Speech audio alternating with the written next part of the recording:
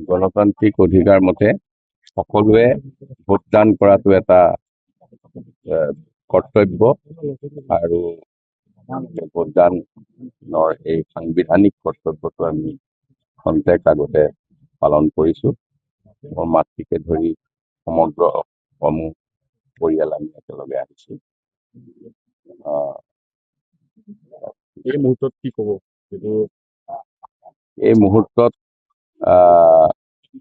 এইকেইদিনৰ যিটো নিৰ্বাচনী আমাৰ প্ৰচাৰ কাৰ্য হ'ল বা নিৰ্বাচনৰ যিখিনি আমি প্ৰস্তুতি কৰিছিলোঁ তাৰ যিটো ফিডবেক পাইছোঁ সেইমতে দেখা গৈছে যে কলিয়াবৰ বিধানসভা সমষ্টিত পূৰ্বতকৈও এটা বেছি ব্যৱধানত আমাৰ ইয়াত আমাৰ মিত্ৰজোঁটৰ বিজেপি এজিপি UPF-ৰ মিত্ৰজোঁটৰ প্ৰাৰ্থী হিচাপে আমি নিৰ্বাচিত হ'ম বুলি মই আশা কৰিছোঁ।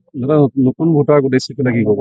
নতুন বহুত যুৱ যুৱতীয়ে আজি প্ৰথম ভোটদান কৰিবলৈ আহিছে। ৰাতিপুৱা কেইবাগৰাকীও তেনে ভোটদান কৰিবলৈ যোৱাৰ আগমুহূৰ্তত আহি লগ পাইছিলে। মই তেওঁলোকক মানে মোৰ মনৰ পৰা শুভেচ্ছা জনাইছো যে প্ৰথম দিন তোমালোকে নিজৰ বিচাৰ বিবেচনাৰে ভোটদান সমগ্ৰ ৰাজ্যৰ আৰু আজি এই মুহূৰ্তত আমি অসম গণ পৰিষদ মিত্ৰজোঁটৰ অংশীদাৰ হিচাপে আমাৰ মুখ্যমন্ত্ৰী ডক্টৰ হিমন্ত বিশ্ব শৰ্মাক আমি দলৰ তৰফৰ পৰা শুভেচ্ছা জ্ঞাপন কৰিছোঁ আৰু আগন্তুক সময়ত তেখেতৰ নেতৃত্বত আকৌ এখন NDA চৰকাৰ হ'ব, মিত্ৰজোঁটৰ চৰকাৰ। সেইখিনি আমি আজি এই শুভ মুহূৰ্তত আমাৰ তৰফৰ পৰা অনুভৱ বহুত ভাল লাগিছে, ফূৰ্তি। আজি মোৰ দ্বিতীয় ভোট আৰু দেউতাক দিবলৈ পাই ইয়াতকৈ কি ডাঙৰ কথা হ'ব পাৰে মোৰ কাৰণে, সেইটোৱে মই ভাবিছোঁ আৰু সকলোকে দেখিও আনন্দ লাগিছে। ভাল লাগিছে। দেউতাৰ প্ৰচাৰ যথেষ্ট সময় ব্যয় কৰিলে, কষ্ট কৰিলে, তাৰ ফলটো কেনেকুৱা বুলি ভাবে? ফলটো ভাল হ'ব বুলিয়ে মই ভাবোঁ, বিশ্বাস আচলতে, ভাবোঁ নহয়।